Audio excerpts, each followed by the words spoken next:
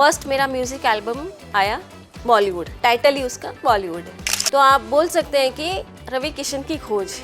हाँ, रवि किशन की वजह से आप जो है वो इंडस्ट्री में आए। क्या बात है, अभी तक कहाँ रह लूँ, ऐसा उन्होंने कुछ बोला। मैंने कहा बस यही थे, आपके साथ काम करने के लिए आ गए। अभी सब डाउन टू अर्थ है, सब अपनी मिट्टी से जुड़े हुए हैं, इसीलिए लोग उनको इतना पसंद करते हैं। अगर हीरो को 100 रुपए मिलते हैं तो हीरोइन को 5 रुपए मिलते हैं। बहुत कड़वा सच है। उनको अगर 30 लाख दे रहे हो, 40 दे रहे हो, 50 लाख दे रहे हो, तो उसका 10% आप हीरोइन को देते हो। और हीरो लोगों के लिए वो सारी चीज़ें अवेलेबल है कि भाई भैया भैया भैया भैया भैया, हीरोइनों के लिए मैडम प्लीज़ एडजस्ट कर लीजिए।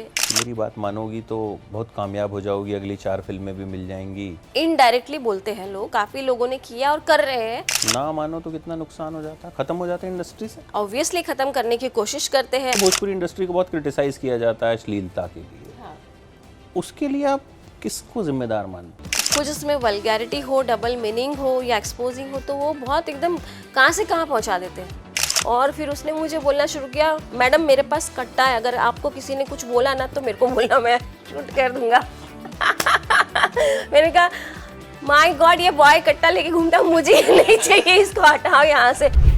भोजपुरी इंडस्ट्री में हीरोइंस की एक्चुअल वैल्यू क्या होती है? कितने पैसे मिलते हैं, कितनी इज्जत मिलती है? सब चीज़ों पे एकदम अनफिल्टर्ड आपसे बातचीत करना चाहता हूँ मैं, कि मतलब जो बिल्कुल सत्य हो। तो ये बताइए पहले फिलहाल की कैसी हैं आप, क्या चल रहा है आजकल? फिलहाल मैं बहुत अच्छी हूँ। वो बहुत खूबसूरत लग रही है। Thank you so much. क्या चल रहा है आजकल बर्थडे सेलिब्रेशन के अलावा? आजकल फ़िलहाल बीच में बहुत ब्रेक हो गया था। मैंने भोजपुरी की बहुत सारी फिल्में की और उसके बाद में जैसा मैं चाह रही थी वैसा काम मेरे पास नहीं आ रहा था। तो क्योंकि मैंने ना मल्टी लैंग्वेजेस फिल्म की है, तो मुझे सब अगर आप पूछेंगे कि सबसे ज़्यादा डिसिप्लिन और अच्छा काम करके कहाँ पे ज़्यादा खुशी हुई, तो मैं बोलूँगी जब मैंने तेलुगु फिल्म किया, 3-4 तेलुगु फिल्म किए, तो वहाँ पे जो एटमॉस्फेयर है, काम करने का तरीका है, डिसिप्लिन है और एक एक चीज़ बारीकी से टेक्निकली जो काम करते हैं, मुझे वहाँ पे बहुत अच्छा लगा। और बाकी भोजपुरी में भी बहुत सारी फिल्में की है। और अभी मैंने थोड़ा सा ब्रेक ले करके म्यूज़िक एल्बम का, मैं बेसिकली कथक डांसर हूँ, मुझे डांस का बहुत शौक़ है। तो मैं अपने हिसाब से गाने करना चाह रही थी कि जो मेरी क्वालिटी बाहर आए। तो उस तरह के गाने मुझे मिल नहीं रहे थे, तो मैंने अपने आप को, एक कलाकार को खुद को भी सेटिस्फाइड करना होता है ना, कि एज एन एक्टर आप अपने आप को देखना चाहते हो। तो सबसे अच्छा मुझे लगा कि लोग यूट्यूब के लिए काम कर रहे हैं, तो क्यों ना मैं भी अपना एक चैनल बनाऊं और जैसा मैं गाना चाहती हूँ, जैसा मुझे म्यूज़िक पसंद है, तो उस हिसाब से मैं गाना तैयार करूँ। तो बहुत ही शांति से, मतलब मेरे काफ़ी लोग यहाँ पर म्यूज़िक डायरेक्टर है, टेक्नीशियंस है, डायरेक्टर्स है, जानने वाले हैं, पूरे अच्छा एक मैंने टीम बनाई सारे टेक्नीशियंस की। और डायरेक्टर राजीव रुइया, उनको लेकर के मैंने बोला कि मुझे कुछ ऐसा ना गाना चाहिए, जिस बोले कि मतलब किस तरह का गाना करना चाहते हो। मैंने कहा मुझे बॉलीवुड मसाला मिक्स भी चाहिए, कुछ क्लासिक भी चाहिए, कुछ थोड़ा सा मैं शिव जी की भक्त हूँ, माता रानी की भक्त हूँ, उनसे रिलेटेड कुछ ऐसा, कुछ टची मुझे कुछ चाहिए। तो उन्होंने बोला कि हम तो सबसे पहले एक म्यूज़िकल बॉलीवुड धमाका तैयार करते हैं। तो हमारे जानने वाले हैं लक्ष्मी नारायण, म्यूज़िक डायरेक्टर हैं, वो बहुत अच्छा क्लासिकल में उनका पकड़ है। तो उनको ये बात बताई, तो उन्होंने वो भी मुझे जानते हैं बहुत पहले से, उनको पता है कि मुझे म्यूज़िक का कितना शौक़ है, कि अगर संगीता को गाना चाहिए तो भरपूर म्यूज़िक होना चाहिए, रिदमेटिक होना चाहिए। तो उन्होंने 4-5 दिन इस पर मेहनत की खूब और एक गाना तैयार किया कि मैंने कहा कि मुझे बॉलीवुड से रिलेटेड ही कुछ चाहिए, तो उन्होंने बॉलीवुड पर ही गाना बना दिया। फर्स्ट मेरा म्यूज़िक एल्बम आया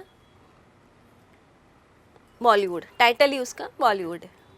आपने शायद देखा होगा यूट्यूब पे, उसके काफ़ी अच्छा प्रमोशन किया गया था। और उसमें हमारे 3 खान जो स्टार है बॉलीवुड के, उनको मेंशन किया था। अच्छा। और उनके साथ में काम करने की इच्छा जाहिर की थी, जो मैं अंदर से चाह रही थी उस गाने के गाने के थ्रू जरिए आपने अपनी भावनाएं जो हैं वो भावनाएं जाहिर व्यक्त कर कर दी। थी। अच्छा ये बताइए कि आप हैं कहाँ से? हाँ, मैं basically born and brought up तो मुंबई से हूँ। मेरे पापा बिहार से थे, चंपारण, जहाँ से गांधी जी ने सत्याग्रह किया था। तो शुरुआत से परवरिश पूरी बॉम्बे में ही रही या कुछ स्कूलिंग वगैरह के लिए बाहर भी कहीं जाना हुआ? नहीं, born and brought up Mumbai है, तो फिर पापा भी इसी लाइन में थे। जब वो 16 साल के थे तब वो उन्होंने बॉम्बे में कदम रखा था और काफ़ी स्ट्रगल भरी लाइफ जी करके उन्होंने लाइटमैन से अपना करियर स्टार्ट किया था, और करते करते वो कैमरामैन बन गए थे। और घर, देवता, गजब, सरगम, फिर वही रात, आया सावन झूम के, आन मिलो सजना, कभी असिस्टेंट, कभी मेन, ऐसे करते करते उन्होंने काफ़ी अपना अच्छा खासा जीवन इसी में बिताया। और घर का माहौल ही फिल्म में था। तो लेकिन बचपन में कभी मैंने ये नहीं सोचा था कि मैं फिल्म एक्ट्रेस बनने वाली हूँ। बचपन में क्या बनना? बचपन में स्कूल जाती थी तो मुझे फर्स्ट तो मुझे ऐसा लगा कि मुझे टीचर बनना है। तो खेलते थे जब हम छोटे छोटे थे तो हर बच्चे को हाँ, तो मैं बस एक लकड़ी उठा करके, मतलब हम जब गेम खेलते थे तो टीचर टीचर वाला गेम खेलते थे। फिर 8th में चली गई, फिर 9th 10th हुआ तो फिर लगा कि नहीं, मुझे डॉक्टर बनना है। फिर टीचर से डॉक्टर बनने में इंटरेस्ट आया। तो कभी कुछ ऐसा घर में हो तो पापा आए शूटिंग से, पापा का सर दबाना, मैं डॉक्टर हूँ, बोलो आपको कौन सी दवा दूँ। मतलब इस तरह का माहौल, कभी कुछ बनना होता था, कभी कुछ, ऐसे करते करते फाइनली आई एम एक्ट्रेस, और मुझे वो सारे रोल प्ले करने का मौका मिला। तो शुरुआत हुई कैसे? पहली फिल्म कैसे मिली? हाँ, शुरुआत पहली अगर फिल्म पूछा जाए ना तो मुझे कमालिस्तान स्टूडियो है बॉम्बे में, कमाल अमरोही जी का स्टूडियो। तो मैं जो मेरे घर में आते थे, अमरजीत सिंह मेरे पापा के अच्छे मित्र हुआ करते थे। पापा के जाने के बाद, तब तक मैं कथक में विशारद हो गई थी, तो पापा के जाने के बाद उन्होंने कहा कि आप भी एक्टिंग शुरू करो। तो मैंने बोला मुझे तो, मैं कहाँ जाऊँ, कैसे करूँ, मुझे कुछ आइडिया नहीं था, क्योंकि पापा थे तो वो नहीं चाहते थे कि हम इस फील्ड में आए। लेकिन उन्होंने बोला कि मैं आपको काम दिलाऊंगा, आप चलिए। तो कोई बुकाड़िया जी थे, उनसे मिलाने के लिए, नहीं केसी बुकाड़िया जी की, उनकी फिल्म की मैंने बाद में, लेकिन किसी और, कोई एक और थे, वो डायरेक्टर का नाम नहीं मुझे याद आ रहा है। तो उनसे मिलाने के लिए कमालिस्तान स्टूडियो लेकर गए वो मुझे। और जैसे ही हम गेट में एंट्री करते हैं तो गेट का दरवाज़ा, मतलब वहाँ पे रोक दिया गया कि गाड़ी अंदर नहीं जाएगी। पता चला कि रवि किशन और नगमा का सॉन्ग हो रहा है, पप्पू खन्ना कोरियोग्राफर है, वो कोरियोग्राफी कर रहे। तो बोले कि आप यहीं पे उतर के अंदर आप जा सकते हैं। तो हम लोग उतर गए और फिर अंदर जाने लगे। और उन दिनों बिग बॉस से बाहर निकले थे रवि जी। तो मैं जैसे एंटर किया मैंने अंदर, तो उन्होंने देखा दूर से, वो अमरजीत जी को जानते थे और उन्होंने हाई किया और भाग कर आए। फिर हमारा इंट्रोडक्शन हुआ, फिर मुझे बोले कि आप क्यों नहीं काम करते हो भोजपुरी में। तो मैंने कहा मैं भोजपुरी नहीं करूँगी। तो बोलते कि नहीं नहीं नहीं, आप करो। उन्होंने बहुत फोर्स किया, अमरजीत जी को भी बोला कि आप करवाइए। फिर मोहन जी प्रसाद प्रोड्यूसर जाने माने, उनको उन्होंने मेरा रिकमेंडेशन दिया और जय फिल्म उनके साथ मैंने किया, ए बलम परदेसी। तो आप बोल सकते हैं कि रवि किशन की खोज।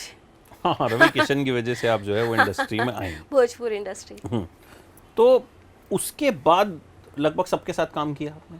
हाँ, एक फिल्म मैंने किया जय बे सजनवा के देश, फिर उस फिल्म से दूसरी फिल्म में रिकमेंडेशन मिला। मतलब मुझे किसी के ऑफिस जाने की ज़रूरत नहीं पड़ी। मतलब किस्मत ने जो है साथ दे दिया। हाँ, और हाँ, आपको एक काम से जो है दूसरा, एक के दूसरा बाद से एक तीसरा मिलता रहेगा। फिल्में करती चली गई। मनोज तिवारी, फिर पवन सिंह जी, फिर विनय आनंद और खेसारी जी, बहुत सारे तमाम हीरो के साथ में स्टेज शेयर रवि भी किशन किया। जी के साथ? रवि किशन जी के साथ 7-8 फिल्में कर ली। उनके साथ कैसा एक्सपीरियंस रहा काम करने? उनके कैसे साथ एक्टर हैं? क्या खूबी क्या है उनकी? वो कैसे एक्टर है, अगर ये पूछेंगे ना तो मैं बोलूँगी कि जो पूरा एक्टिंग स्कूल का जो हम एक्टिंग स्कूल में जाए और सीख कर बाहर निकलेंगे ना, वो अपने आप में पूरा एक्टिंग स्कूल है। उसमें से मतलब उनके साथ जिसने भी कोई फिल्म किया है ना, तो बिना सीखे तो कोई नहीं रह सकता। वो इतना अच्छा से सिखा देते हैं, फ्री कर देते हैं और एकदम ऐसे इंस्टेंट तैयार करते हैं सबको। और अगर यही चीज़ पूछूं मैं, पवन सिंह जी की क्या खासियत है जो आपको काम करते हुए महसूस हुई कि उनकी पॉपुलैरिटी इतनी ज़बरदस्त है? पवन सिंह जी आज एक सुपरस्टार है, आज की तारीख में भी वो चल रहे हैं, बहुत बड़ी बात है। और जब मैंने उनके साथ फिल्म की थी रंगबाज राजा, तो फिल्म सिटी में शूटिंग थी और फर्स्ट सॉन्ग से ही मेरा स्टार्ट था जो मेरा फेवरेट है। तो सब बोल रहे थे पवन सिंह, मैंने कहा ठीक है। तो गाने के लिए हम लोग संजय कोरवे कोरियोग्राफर थे, उसमें उन्होंने बुलाया सेट पे और कोई अच्छा सही सॉन्ग था उसके लिए। फिर हमने इंट्रोडक्शन दिया एक दूसरे को, तो वो बोले कि क्या बात है अभी तक कहाँ रह लूँ, ऐसा उन्होंने कुछ बोला। मैंने कहा बस यहीं थे, आपके साथ काम करने के लिए आ गए अभी। थोड़ा वो हंसी मजाक, और जब काम वाम किए तो उनकी आवाज़, जो गाना, मतलब गले में सरस्वती जी का वास है, उनको गॉड गिफ्ट है उनको। तो ये वो बहुत बखूबी जानते हैं और इसीलिए वो आज इतना पॉपुलर है। उनके साथ काम करने का एक्सपीरियंस बहुत बढ़िया था। डर तो नहीं लगा उनसे मिलकर? और उनकी इमेज बड़ी एकदम दबंग टाइप की है, बिल्कुल नहीं हालांकि लगा। है नहीं वैसे वो, नहीं वैसे नहीं है। बहुत ही कंफर्टेबल, नॉर्मल है वो, बहुत ऐसा कुछ नहीं कि Pawan Singh this and that, ऐसा कुछ भी नहीं। मूडी हैं। मूडी है, हर आर्टिस्ट मूडी होता है। इनफैक्ट मैं भी मूडी हूँ। अगर मेरा मूड अच्छा है तो मैं बहुत अच्छी हूँ, थोड़ा मूड खराब है तो फिर मैं थोड़ा डिस्टेंस मेंटेन कर लेती हूँ, ऐसा है। उनका भी ऐसा है। और खेसारी जी के साथ क्या रहा एक्सपीरियंस? क्या आपको लगता है खेसारी जी खासियत के उनकी साथ है? में काफ़ी मैंने शोज़ वगैरह भी किया है, नेपाल में भी हम लोग ने शोज़ किया है। ये सारे कलाकार ना, मतलब सब डाउन टू अर्थ है, सब अपनी मिट्टी से जुड़े हुए हैं, इसीलिए लोग उनको इतना पसंद करते हैं। और उनका भी आवाज़ ऊपर वाले की देन है। अच्छा, सबसे ज़्यादा मज़ा आपको किसके साथ काम करके आया? मैंने सबसे ज़्यादा फिल्में रवि जी के साथ की है, तो मुझे उनके साथ स्क्रीन शेयर करना, उनके साथ की केमिस्ट्री और मतलब इंस्टेंट क्रिएट करना कोई चीज़ को। अगर हम लोग, हमारे पास डायलॉग नहीं है तो भी हम लोगों को अगर बोला जाए कि सिचुएशन ये है, तो ना वो मुझसे कुछ बोलेंगे, मैं कुछ बोलूँगी, लेकिन हम लोग वो क्रिएट करके वो पूरा, मतलब वो पूरा सीन क्रिएट हो जाएगा। ऐसा उनके साथ मज़ा आता है। अच्छा, भोजपुरी में हीरोइंस की स्थिति एक्चुअली है क्या? एक बार मेरी किसी से बात हुई थी तो उन्होंने मुझे ये बोला कि अगर हीरो को 100 रुपये मिलते हैं तो हीरोइन को 5 रुपये मिलते हैं। ये बहुत ये कड़वा सही सच है, बहुत कड़वा सच है। ये हमेशा से मेरा भी क्वेश्चन रहा है। मजाक मजाक में मैंने बोला कि हम सब हीरोइनें आंदोलन कर देंगे। बहुत सारी मानी चीजें- नहीं होंगी ना? कोई नहीं मानता यहाँ पे, सिर्फ हीरो की चलती है। और इसीलिए शायद जहाँ पे आज आप देख ही रहे होंगे कि भोजपुरी इंडस्ट्री थिएटर में रिलीज नहीं हो रही है फिल्में। आज ये YouTube जो पे ही आ रही हैं सिचुएशन है, या सैटेलाइट पे आ रही हैं? OTT सैटेलाइट यही सब आ रही है। तो जहाँ पे शुरू से ही आप देखेंगे इतिहास है, जहाँ पे नारियों का सम्मान नहीं होता है ना, तो वहाँ पे ऐसी स्थितियाँ आ जाती है। हाँ, तो मुझे ऐसा लगता है कि नारियों का सम्मान करो, उनका हक उनको दो, उनका हक मत मारो। छोटा सा हक मार के आप बड़े नहीं हो जाओगे। इसीलिए आज ये स्थिति हो गई है कि OTT में जो फिल्में बन रही है सब पारिवारिक फिल्म मांग रहे हैं। उनको चाहिए सास बहू, ननंद भौजाई, इस तरह का पारिवारिक फिल्में चाहिए जो घर में हम परिवार के साथ बैठ कर के देख सकें। तो ये स्थिति क्यों आई है? क्योंकि वहाँ पे नारियों का सम्मान नहीं हुआ है, हीरोइनों का सम्मान नहीं हुआ है। जो आप हीरो को एक रिस्पेक्ट देते हो, उनको अगर 30 लाख दे रहे हो, 40 दे रहे हो, 50 लाख दे रहे हो, तो उसका 10% आप हीरोइन को देते हो, और जबकि उनका काम बराबर है। तो वहाँ पे सम्मान नहीं मिला, तो ये स्थिति हो गई। और आज मुझे लग रहा है कि सिर्फ हीरोइनों की डिमांड हो रही है कि अच्छी हीरोइन हो, एक्ट्रेस हो, जो OTT में काम करे। अब हीरो का इसमें कुछ वो नहीं है। पहले ऐसा था कि बड़ा हीरो चाहिए। वो तो आजकल हिंदी फिल्मों में भी चेंज हो गया। हाँ, तो टैलेंट है तो चल रहा है। टैलेंट है तो चल रहा है। तो लेकिन अभी कैसा है कि हीरोइन की डिमांड है OTT पे, तो वो समय बदलता है, ये चक्र है। इसको जो समझ लिया वो तर गया। साउथ इंडस्ट्री क्यों चलती है इतनी? रूट से जुड़े हुए। ऑब्वियसली रूट से जुड़े हुए हैं, प्लस वहाँ पे अच्छा उनको भी, हीरोइन को पैकेज मिलता है। सेट पे ट्रीटमेंट कैसा होता है हीरोइन के साथ? मतलब इक्वली ट्रीट करते हैं या फिर वहाँ पे भी जो ट्रीटमेंट होता है उसमें भी कोई ऊपर नीचे मैं रहता है? फ्रैंकली ही बताऊंगी आपको। आप frankly ही बताइए, Yeah, मतलब, बिल्कुल। हाँ। मैं तो यही बताऊंगी कि हीरोइनों को अपना हक छीन के लेना पड़ता है, और हीरो लोगों के लिए वो सारी चीज़ें अवेलेबल है कि भाई भैया भैया भैया भैया भैया। हीरोइनों के लिए मैडम प्लीज़ एडजस्ट कर लीजिए, प्लीज़ ऐसा कर लीजिए, प्लीज़ अभी उन्होंने ऐसा बोला ऐसा, ये स्थितियाँ होती है। कास्टिंग काउच है, जाहिर है। कास्टिंग काउच मतलब तो आपने obvious है। कब फेस किया पहली बार? कैसा है ना कि आप अपना, जैसे कि मैंने बताया कि मुझे किसी के ऑफिस नहीं जाना पड़ा। नहीं नहीं, वो है, हाँ, हाँ, आपने बताया, बट एक फिल्म से दूसरी फिल्म मैंने उतनी ही फिल्म की जितना लोगों ने मुझे रिस्पेक्टफुल्ली काम दिया। जहाँ पे ऐसी बात आई तो मैंने फिल्म छोड़ दी। हाँ नहीं, बट किया लोगों ने अप्रोच ऐसा? ऑब्वियसली करते हैं, डायरेक्ट नहीं करता है कोई यहाँ पे, इनडायरेक्टली आपसे बात करते हैं।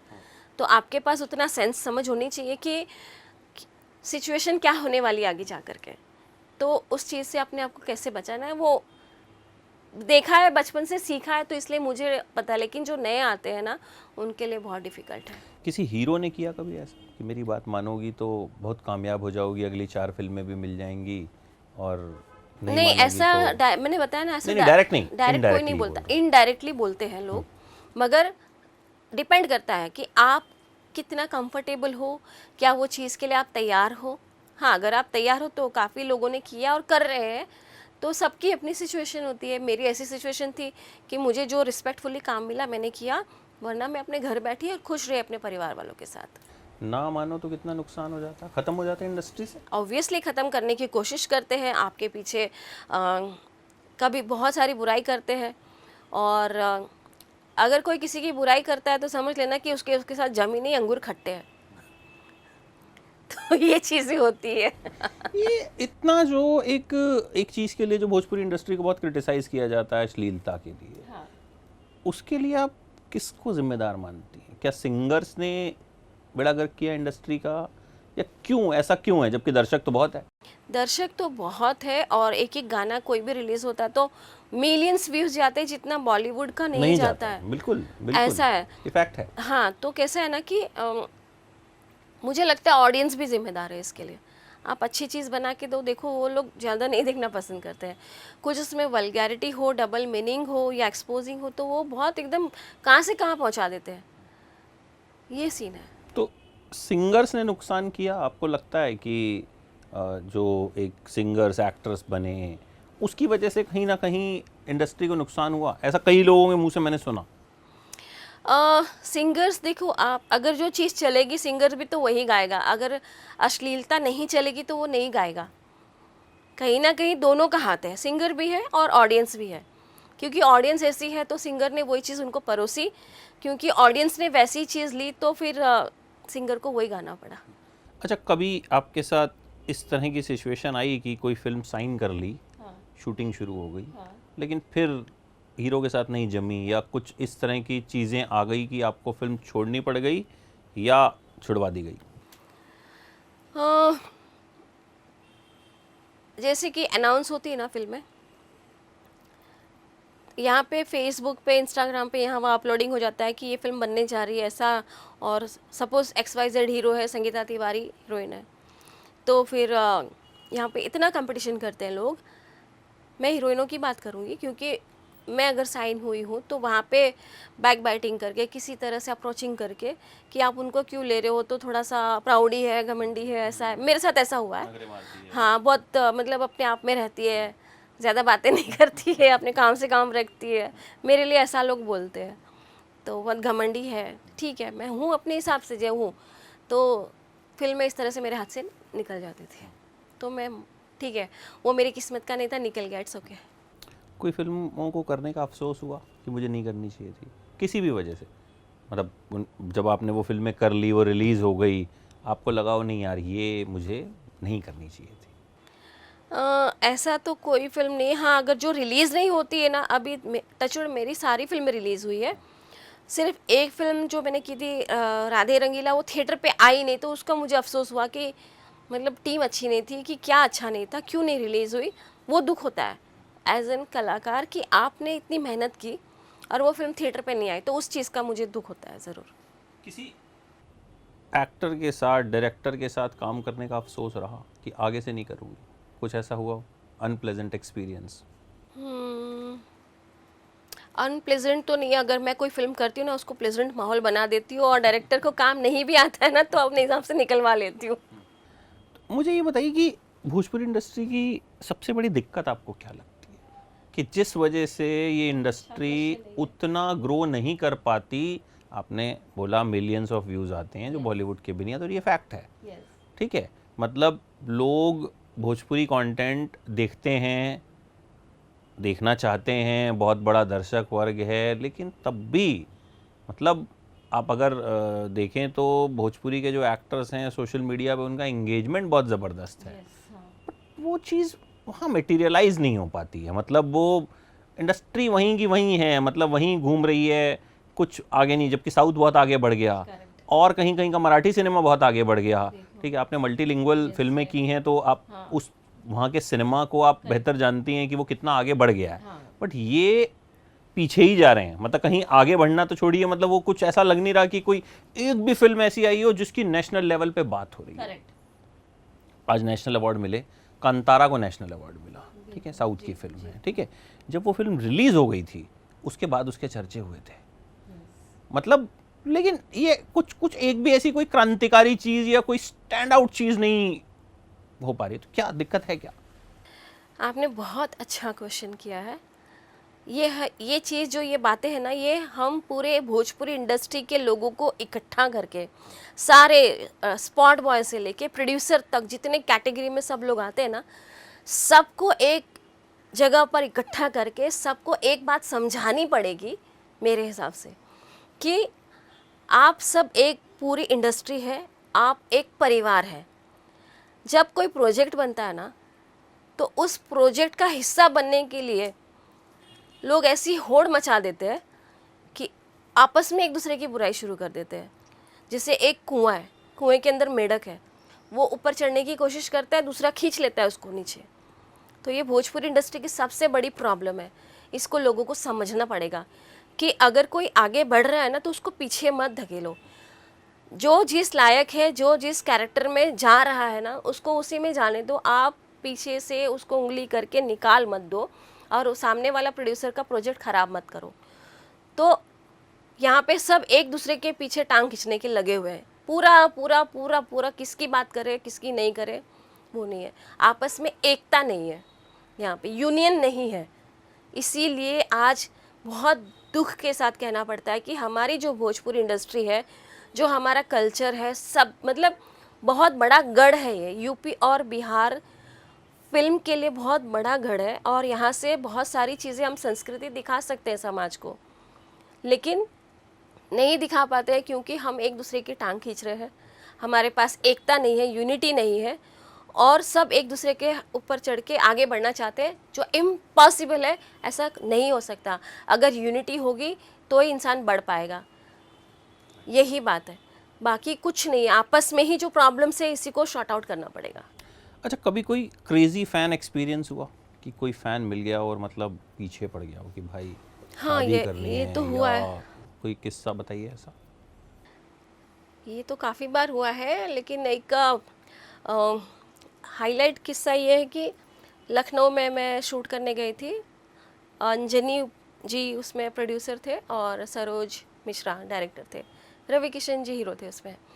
तो उन्होंने मुझे बोला था कि हम यहाँ से बॉय दे देंगे आपको, मगर आप अपना स्टाफ लेकर आइए, बॉय सिर्फ यहाँ से लीजिए। मैंने कहा ठीक है, बॉय तो काम करेगा, बाकी जो मेरा मेकअप और हेयर है तो मैं अपना स्टाफ लेकर के गई थी। मैंने शूटिंग वगैरह स्टार्ट की। फिर धीरे धीरे जो बॉय था काम कर रहा था, लड़का ही था, तो बहुत फ़ोटो वोटो खींचता था, बहुत करता था। फिर मालूम पड़ा 10 दिन में कि ये बॉय वॉय का काम नहीं करता है, वो यहीं पे लोकल है, और बिकॉज ऑफ मी वो ज्वाइंट किया है। और फिर उसने मुझे बोलना शुरू किया, मैडम मेरे पास कट्टा है, अगर आपको किसी ने कुछ बोला ना तो मेरे को बोलना, मैं शूट कर दूंगा। मैंने कहा माय गॉड, ये बॉय कट्टा लेके घूमता, मुझे नहीं चाहिए, इसको हटाओ यहाँ से।